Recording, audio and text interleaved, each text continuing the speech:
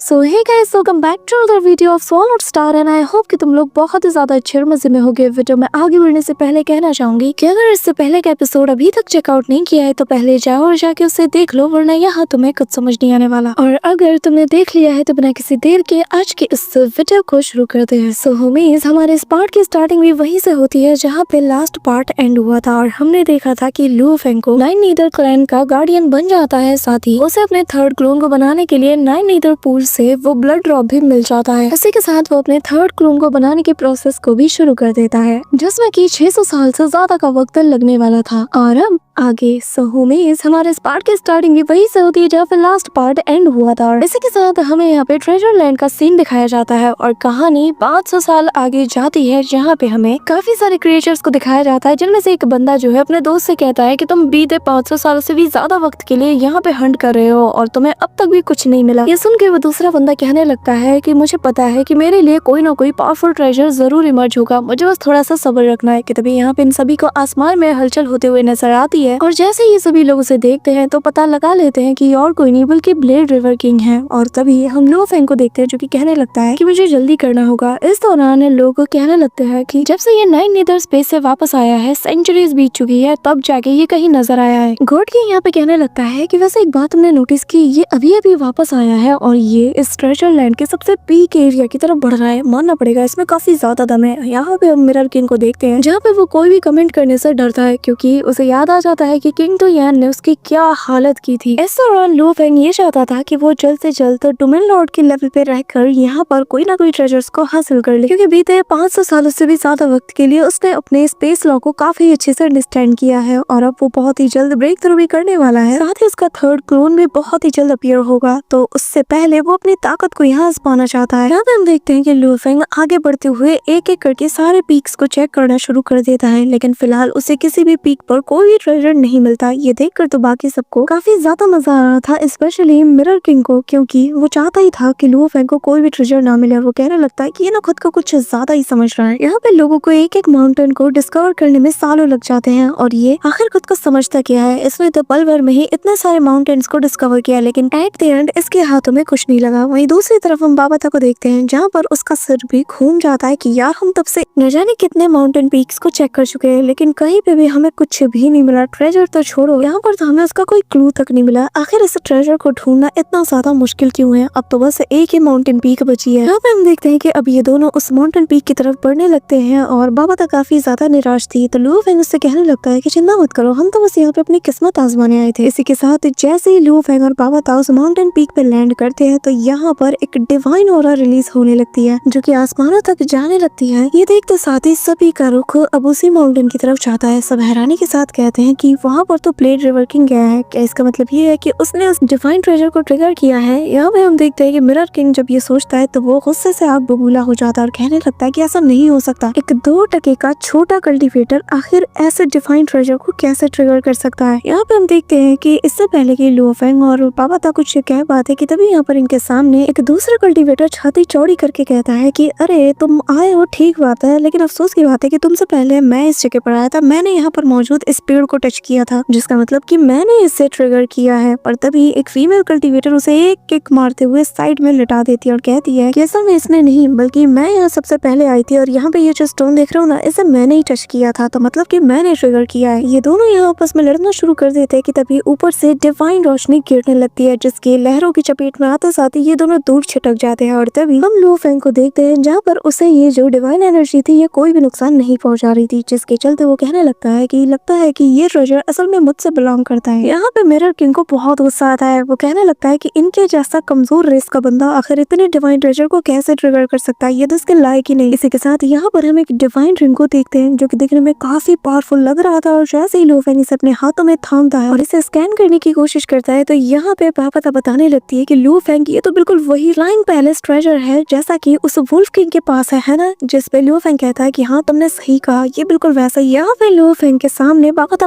बाकी सारी डिटेल्स निकाल कर बताने लगती है कि मुझे पता चला है कि ये असल में एक एंशिएंट शिप है जिसे कि ओरिजिनली सिल्वर फैंटम शिप के नाम से भी जाना जाता है। साथ ही ये एक ऐसा टॉप टायर का ट्रेजर है जिसे कि सिल्वर ट्रेजर के नाम से भी जाना जाता है। ये कहते साथ ही वो काफी ज्यादा एक्साइटेड होते हुए इसे एक्टिवेट करने लगती है और कहने लगती है कि हम ना इसके जरिए से तुम्हारे स्टार टावर को भी बहुत ही अच्छे से कंट्रोल कर पाएंगे। यहाँ पे बागात और आटुका तो बिल्कुल पागल हो जाती है। वो दोनों पूरी जी जान के साथ इसे एक्टिवेट करने में लग जाती है। तभी यहाँ पे सिस्टम में एक एरर आता है जिसके चलते यहाँ पर ये लोग इसे एक्टिवेट नहीं कर पाती और बागात बताने लगती है कि लू फेंग ऐसा लगता है कि इस ट्रेजर के प्रीवियस ओनर ने यहाँ पे कुछ मिस्टीरियस टाइप के रिस्ट्रिक्शंस को लगा रखा है और जो कि उसने अपने एंशिएंट लैंग्वेज में यहाँ पे लिखा है और ये लैंग्वेज कौन सी है ये मुझे नहीं पता और ना ही इसके बारे में कोई भी डेटा मेरे पास मौजूद है। अब यहाँ पे लू फेंग इस मैसेज को सीधा कॉपी करते हुए अपने क्यूरियोसिटी लॉर्ड के पास इसे भेजता है, जहाँ पर वो इसे ट्रांसलेट करते हुए लू फेंग की तरफ मैसेज को पास करते हैं और इन्हें पता चलता है कि इसमें लिखा है कि मैं वो हूँ जिसका ना कोई पिता है और ना कोई माँ। मेरा जन्म तब हुआ था जब यूनिवर्स भी पैदा हुई थी और मैं इसी के द्वारा पैदा किया गया नहीं हूँ, बल्कि मुझे तो खुद इस यूनिवर्स ने ही बनाया है। ना मेरी कोई ब्लड लाइन है और ना मैं किसी रेस से बिलोंग करता हूँ, ना मेरे पास किसी इनहेरिटेंस है और ना मैं किसी की इनहेरिटेंस को फॉलो करता हूँ। पर तुम जानना चाहोगे कि आखिर ये जो एंशिएंट शिप है ये ट्रेजर लैंड में क्या कर रही है। असल में मुझ पर एक बहुत बड़ी कैलेमिटी आ गई थी और कुछ पर्सनल रीजंस के चलते मुझे फ्यूचर के जनरेशन को सिक्योर करने के लिए सिल्वर शिप को यहाँ पे सिक्योर करके छोड़ना पड़ा। इसी के साथ उस मैसेज में आगे लिखा था कि उम्मीद करता हूँ कि जिसे भी मेरा ट्रेजर मिलेगा वो इसका बहुत ही अच्छे से इस्तेमाल करेगा। और एंड में वो बंदा अपना नाम चैंग फेंग बताता है। यहाँ पे क्यूरियोसिटी लॉर्ड कहने लगता है कि क्या सच में ये तुम ही हो। जो सुनकर लू फेंग भी हैरान था तो क्यूरियोसिटी लॉर्ड बताने लगते हैं कि हाँ तुमने सही सुना, ये जो तुम्हारे सीनियर चैंग फेंग है ये असल में एंसेस्ट्रल गॉड सेक्ट के जो ओरिजिनल बीस्ट है उन्हीं में शुमार किए जाते हैं और जो कि बाकी के जो 8 बीस्ट गॉड है उसी में शुमार किया जाता है। लेकिन उसकी कहानी थोड़ी अलग है। नॉर्मली लोग जब बीस्ट गॉड बनते हैं तो उन्हें कल्टिवेट करके उस ऊंचाई तक पहुंचना पड़ता है, लेकिन चैंग फेंग का केस बहुत ही ज्यादा डिफरेंट है क्योंकि वो तब पैदा हुआ जब यूनिवर्स बन रहा था और तभी मिस्टीरियस फोर्सेस मिलकर इस यूनिवर्स के फर्स्ट बीस्ट गॉड जैसे कि आज हम चैंग फेंग के नाम से जानते हैं उसे बना दिया है। और उसके अंदर काफी अमाउंट में कॉस्मिक एसेंस भी बने हैं, यहाँ तक कि उसके बोन्स, फ्लैश और उसके ब्लड इन सब में बहुत ही ज्यादा कॉस्मिक एसेंस है। और तुम्हें जान के हैरानी होगी कि तुम्हारी बॉडी के अंदर मौजूद वो जो ब्लडी लू क्रिस्टल है उसे और किसी ने नहीं बल्कि इसी ने ही इन्वेंट किया था। यहाँ पे ये सुनकर लू फेंग तो हैरान था और तभी कहने लगता है कि तो आप ये कहना चाहते हैं कि वो जो लो वर्ल्ड के अंदर जो बीस्ट गॉड मारा गया था वो और कोई नहीं बल्कि सीनियर चैंग फेंग है, जिसे कि उस वर्ल्ड के अंदर काफी सारे कल्टिवेटर्स ने घेर के मार दिया था। जिस पे क्यूरियोसिटी लॉर्ड हाँ में जवाब देते हैं, जिस पे लू फेंग कहता है कि फिर तो इसका मतलब यही है कि ताकतवर होना ही सब कुछ है, क्योंकि अगर आप कमजोर रहोगे तो आपके ऊपर दूसरी रेसेस के लोग हमला कर देंगे, ये जानते हुए भी कि आप यूनिवर्स के द्वारा बनाए गए पहले बीस्ट गॉड हो। और फिर भी इससे कोई फर्क नहीं पड़ता क्योंकि एट द एंड जो पावरफुल लोग होते हैं वही सरवाइव करते हैं। जिस पे क्यूरियोसिटी लॉर्ड कहते हैं कि हाँ, और इस बात से तुम्हें एक चीज सीखनी चाहिए कि क्योंकि तुम ह्यूमन रेस के फ्यूचर हो, उनके फ्यूचर पिलर हो, तो तुम्हें हमेशा अपनी ताकत को और ज्यादा स्ट्रेंथन करने पे फोकस करना चाहिए। इसी के साथ वो वॉइड में क्रैक करते साथ ही उसके सामने कुछ बीस्ट गॉड के ब्लड ड्रॉप्स को देते हैं और कहने लगते हैं कि ना जरा गौर से देखो, मैं चाहता हूँ कि तुम इमॉर्टैलिटी पे ब्रेक थ्रू करने से पहले अपने जीन्स को और ज्यादा स्ट्रेंथन करो और जिसमें तुम्हारे ये जो ब्लड है ये बहुत कम आएगा। लू फेंग हैरान था कि तभी क्यूरियोसिटी लॉर्ड बताने लगते हैं कि जरा इस बोतल को देखो, इसके अंदर हर एक ब्लड ड्रॉप के अंदर 100 से भी ज्यादा लू क्रिस्टल को कंडेंस करके इसके अंदर समाया गया है। लू फेंग यहाँ पे शॉक था। क्यूरियोसिटी लॉर्ड आगे बताते हैं कि हाँ तुमने सही सुना, लेकिन लू क्रिस्टल को रिफाइन करना जितना ज्यादा मुश्किल है, बिल्कुल उसके अपोजिट बीस्ट गॉड के ब्लड को अब्सॉर्ब करना उतना ही ज्यादा इजी है। इसकी पावर का अंदाजा इसी से लगा लो कि अगर एक नॉर्मल ह्यूमन ने इसे कंज्यूम किया ना तो या तो उसकी मौत हो जाएगी या फिर वो नई अपॉर्चुनिटीज को हासिल करेगा। यानी कि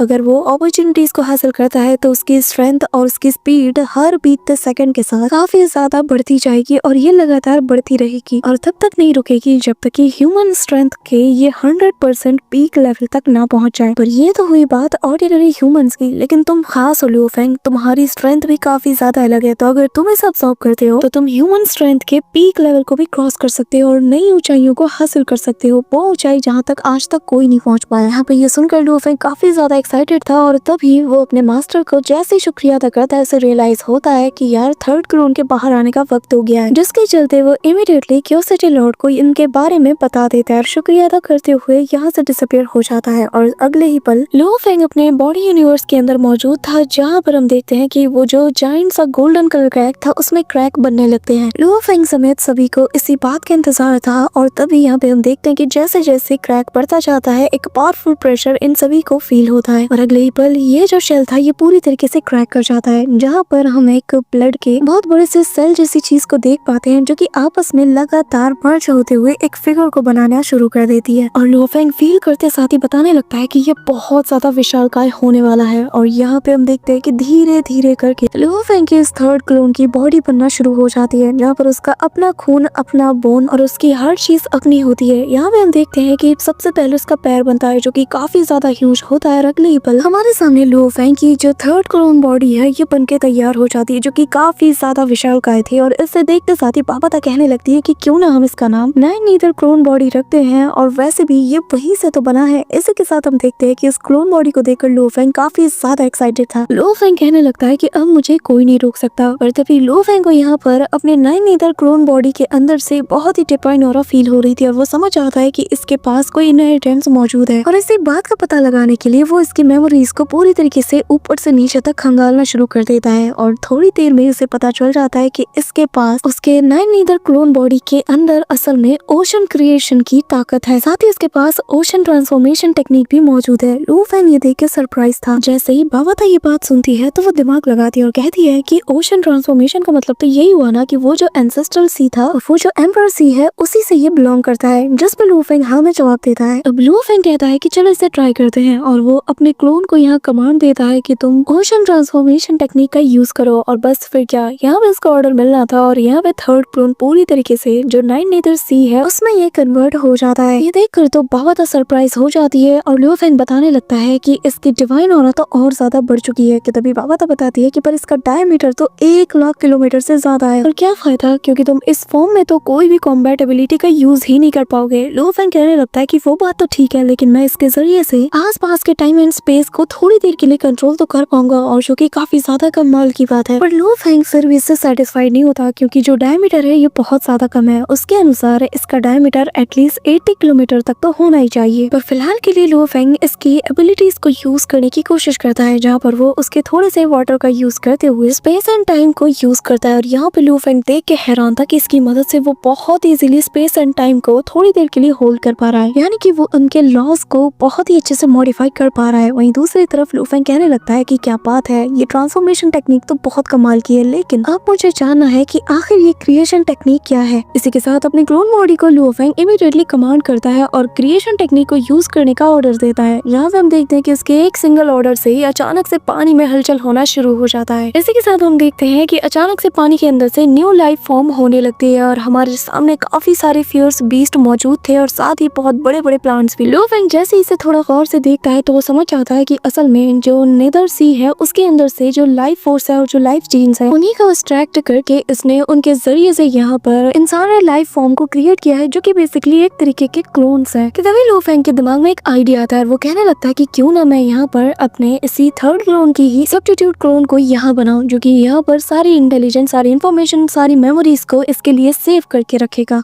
यहाँ पे हम देखते हैं कि वो बनके तैयार भी हो जाता है और लो फेंग काफी ज्यादा खुश था, क्योंकि उसे पता है कि उसकी कॉन्शियसनेस का एक हिस्सा हमेशा यहाँ पे जिंदा रहेगा, फिर चाहे वो आगे चलकर कितनी बार ही क्यों ना मरे। लेकिन हाँ, हर बार जब भी वो मरेगा उसकी जो कॉम्बैट एबिलिटी है, उसकी स्ट्रेंथ और उसकी कल्टीवेशन है, ये थोड़ी कम तो होगी, लेकिन एटलीस्ट वो वापस से जिंदा हो पाएगा। और एटलीस्ट मेरे मरने के बाद मेरा क्लोन तो बार बार रीजनरेट हो ही सकता है। इसी के साथ लो फेंग को पता चल जाता है कि क्यों नाइन नीदर मास्टर बार बार मरने के बाद भी रीजनरेट हो पाता है। पर तभी लो फेंग कहने लगता है कि फिलहाल के लिए लाइफ जीन्स को अपग्रेड करने पे मुझे फोकस करना होगा। यहाँ पे लो फेंग कहने लगता है कि मैं ब्रेक थ्रू तो करना चाहता हूँ, लेकिन उससे पहले मुझे लाइफ जीन्स फॉर्म के बिल्कुल लिमिट तक को क्रॉस करना है। मैं जानना चाहता हूँ कि आखिर इसके आगे क्या है। मेरा थर्ड क्लोन जिसकी अपनी फ्लैश, अपनी बोन है, और तो और ये इतना ज्यादा केपेबल है कि ये 9 ट्राइब्यूशन सीक्रेट मेथड को भी कल्टीवेट कर सकता है। यहाँ पे लो फेंग उसे काफी सारे लो क्रिस्टल देते हुए कहता है कि मैं चाहता हूँ कि तुम इस टेक्निक को कल्टीवेट करो ताकि तुम अपनी जीन्स को और ज्यादा एनहेंस कर पाओ। इस दौरान लो फेंग जो उसकी गोल्डन हॉर्न बीस्ट बॉडी है और वो उसकी जो ह्यूमन बॉडी है उन्हें भी लो ब्लड क्रिस्टल को ऑब्जर्व कराना शुरू कर देता है। ऐसे ही वक्त बीतता जाता है और यहाँ पर इनकी चीखों से पूरा का पूरा एरिया गूंज उठता है और हम देखते हैं कि कुछ ही देर में गोल्डन हॉर्न बीस्ट ने काफी ज्यादा लो क्रिस्टल्स को ऑब्जर्व कर लिया था। ऑलमोस्ट इनकी तादाद 300 ज्यादा थी, लेकिन बात करें ह्यूमन बॉडी की तो उसने महज अभी तक बस 82 क्रिस्टल्स को ही ठीक से ऑब्जर्व किया था। लो फेंग यहाँ पर बीस्ट गॉड के ब्लड को भी यूज करना चाहता था, क्योंकि वो ऐसे ही बस लो क्रिस्टल के जरिए वजह से और ज्यादा स्ट्रॉन्ग तो नहीं बन सकता था, लेकिन थोड़ी देर में हम देखते हैं कि जैसे ही वो गोल्डन हॉर्न बीस्ट की बॉडी और अपनी बॉडी को उसी बीस्ट बॉड के ब्लड के साथ फ्यूज कराने की कोशिश करता है ताकि वो अपनी पावर को बढ़ा सके, यहाँ हम देखते हैं कि कुछ ही पल के अंदर इन लोगों की ऐसी भयानक चीख बाहर आती है कि दोनों कहने लगते हैं कि यार इससे आसान तो लुओ क्रिस्टल अब्सॉर्ब करना था, लेकिन ये तो उससे भी ज्यादा बाप लेवल पे है। लुओ फेंग को ऐसा लगने लगता है कि बस कुछ ही पल में उसकी सारी हड्डियों को ऐसे चकनाचूर कर दिया है, बिल्कुल चूरा बना दिया गया हो और वापस से इन्हें बनाया जा रहा है। एक साइड से उसकी बॉडी टूट रही थी और दूसरी साइड से उसकी बॉडी वापस से बनना शुरू हो जाती है। यहाँ पर यह प्रोसेस काफी ज्यादा डरावना था। यहाँ पे वक्त ऐसे बीतता जाता है एंड फाइनली लुओ फेंग ने उस ब्लड को रिफाइन कर लिया था जिससे उसकी बॉडी में कमाल के चेंजेस देखने को मिलते हैं। पापा तभी इसके पास आती है और फिर लुओ फेंग राहत की सांस लेते हुए कहने लगता है कि इससे मुझे याद आया कि एक बार मैंने और गोल्डन हॉर्न बीस्ट ने दोनों ने साथ मिलकर लाइफ रेवोल्यूशन सीक्रेट कैनन के 5th फॉर्म को बहुत ही लंबे वक्त के लिए कल्टीवेट किया था, जिसके चलते जो हमारा लाइफ जीन फॉर्म था वो उसके स्टार्टिंग फॉर्म से यानी कि इसके फाउंडेशनल फॉर्म से लगभग 50 गुना ज्यादा स्ट्रॉन्ग बन चुका था। और आज इस चीज को कल्टीवेट करने की वजह से बीस्ट गॉड का जो नाइक फॉर्म था वो ऑलमोस्ट 6400 गुना बढ़ चुका है। वही बात करूं मैं अपनी ह्यूमन बॉडी की, इसका आंकड़ा थोड़ा कम है, लेकिन 3000 गुना कोई कम बात नहीं होती, वो भी एक ह्यूमन बॉडी के लिए, इसलिए मैं इससे सेटिस्फाइड हूँ। यहाँ पे लुओ फेंग कहने लगते हैं कि हाँ बिल्कुल, और बस एक बार तुम ब्रेक थ्रू कर लो, क्योंकि मिरर किंग जो कि तुम्हारे सामने इतना ज्यादा उछलता है उसका जीन लेवल इस वक्त 2000 गुना है, लेकिन एक बार तुम ब्रेक थ्रू कर लो तो तुम उसे भी सरपास कर दोगे। कि तभी यहाँ पर इन लोगों की नजर उसके 3rd क्लोन पे जाती है, जहाँ पे हम देखते हैं कि इसका जो जीन लेवल है ये काफी ज्यादा हद तक बढ़ चुका है, ऑलमोस्ट 7000 गुना से भी ज्यादा। यहाँ पे बाबा और लुओ फेंग दोनों हैरान थे कि न जाने इसका पीक लेवल क्या होगा। कि तभी हम देखते हैं कि गोल्डन हॉर्न बीस्ट बॉडी जैसे इसके करीब जाने की कोशिश करती है कि तभी लुओ फेंग का जो कोर होता है वो अचानक से रिएक्ट करना शुरू कर देता है, जिसके चलते लुओ फेंग को काफी ज्यादा पेन होता है और अगले ही पल उसका जैसे कोर उसकी बॉडी से बाहर आ जाता है और हर एक चीज को वो फ्रीज कर देता है। और अगले ही पल लुओ फेंग खुद को अपने इसी कोर के अंदर पाता है जहाँ पर जैसे एक अलग ही यूनिवर्स एग्जिस्ट करती है। इस दौरान लुओ फेंग जब कंफ्यूज था तो उसके हाथ में एक एनर्जी बॉल उसे नजर आती है और जिसके अंदर से लुओ फेंग को मिस्टीरियस सी एनर्जी फील होती है। कि तभी हम देखते हैं कि इसका साइज कभी छोटा कभी बड़ा होता रहता है और अगले ही पल ये मिस्टीरियस सा बॉल लुओ फेंग के फोरहेड से जा टकराता है, जिसके चलते लुओ फेंग को ऐसा लगता है कि जैसे उसकी सोल को किसी पावरफुल चीज से हिट किया गया है, जिसके चलते वो अपनी बॉडी से काफी दूर तक अलग हो जाता है। पर अगले ही पल उसकी बॉडी से वापस से खींच लेती है और लुओ फेंग नॉर्मल हो जाता है। लुओ फेंग जैसे ही सामने देखता है तो उसे बाबा और बाकी सब बिल्कुल नॉर्मल नजर आते हैं। इन लोगों को पता भी नहीं था पर लुओ फेंग के साथ एक बहुत बड़ी चीज हो चुकी थी। लुओ फेंग बाबा को सारी बात बता देता है और कहने लगता है कि ऐसा लगता है कि मेरा जो इनर कोर है ये अब इवॉल्व हो रहा है, लेकिन मैंने इसके अंदर एक सीक्रेट टेक्निक को देखा है जहाँ पर मुझे पता चला कि वो मुझसे कह रहा है कि मैं ही यूनिवर्स हूँ और इस बात का मैं अब तक पता नहीं लगा पा रहा। ऐसा लग रहा है कि ये पल भर में ही मेरे अंदर किसी ने बहुत सारी इन्फॉर्मेशन को डाल दिया है और मैं इतना जानता हूँ कि ये जो जगह जहाँ पर मैं गया था ना, ऐसा लग रहा है मानो कि इसके अंदर मैं किसी भी चीज को सप्रेस कर सकता हूँ और अगर मैं अपने दुश्मन को यहाँ पर ले जाऊँ तो मैं उसकी बॉडी को पल भर में ही वहाँ पर डिस्ट्रॉय कर सकता हूँ उसी की पावर का यूज करके। लेकिन मसला ये है कि मैं इस टेक्निक को एक्टिवेट नहीं कर सकता। अगर मैं अपनी तीनों क्लोन बॉडी के पावर्स को और उनके डिवाइन पावर्स को फ्यूज कर लूँ तो भी मेरे पास इतनी ज्यादा पावर और स्ट्रेंथ नहीं आएगी कि मैं इस टेक्निक को एक बार के लिए एक पल के लिए भी एक्टिवेट कर पाऊँ। बाबा तो यहाँ पे कंफ्यूज थी पर तभी वो उसे अपने मास्टर की एक बात बताती है कि जब कोई इमॉर्टल यहाँ पे अपना ब्रेक थ्रू करता है ना तो उसके अंदर का जो ओरिजिन कोर है वो ऑटोमेटिकली उसके अंदर काफी सारे अमाउंट में डिवाइन सोर्स को, डिवाइन पावर्स को उसके लिए वहाँ पे इमर्ज करना शुरू कर देती है। लेकिन ये बस उतने ही दायरे तक तुम्हारे लिए डिवाइन पावर्स को बनाएगी जितने की तुम्हारी कैपेसिटी है। लुओ फेंग समझ आता है कि उसे अपनी डिवाइन पावर को होल्ड करने की कैपेसिटी को बढ़ाना होगा, तब जाके शायद वो कहीं इस टेक्निक को यूज कर पाए। लेकिन मसला ये है कि आखिर कैसे। पर तभी लुओ फेंग को अपनी क्लोन बॉडी का ख्याल आता है और वो कहता है कि क्यों ना मैं इसकी जो ओशन ट्रांसफॉर्मेशन टेक्निक है उससे ही अपनी कैपेसिटी बना लूं। यहाँ पे बाबा तभी काफी ज्यादा सरप्राइज थे और कहने लगते कि क्या बात है। इसका मतलब ये है कि जब तुम इमॉर्टैलिटी पे ब्रेक थ्रू करोगे तो तुम्हारे अंदर एक काफी बड़ा स्टोरेज स्पेस होगा जिसके जरिए से तुम काफी सारे अमाउंट में डिवाइन पावर को उसके अंदर स्टोर कर पाओगे। अब लुओ फेंग काम में लग जाता है, उसकी क्लोन बॉडी को वो ऑर्डर देता है और अगले ही पल हम देखते हैं कि जो 9 नीदर क्लोन बॉडी थी वो यहाँ पे वापस से उसी ओशन में ट्रांसफॉर्म हो जाती है। So that's it for today guys. I hope कि तुम सबको आज की वीडियो काफी ज्यादा पसंद आई होगी। अगर हाँ तो वीडियो को लाइक करना, चैनल पे नए हो तो सब्सक्राइब करना। तो मिलते हैं नेक्स्ट वीडियो में, तब तक के लिए बाय।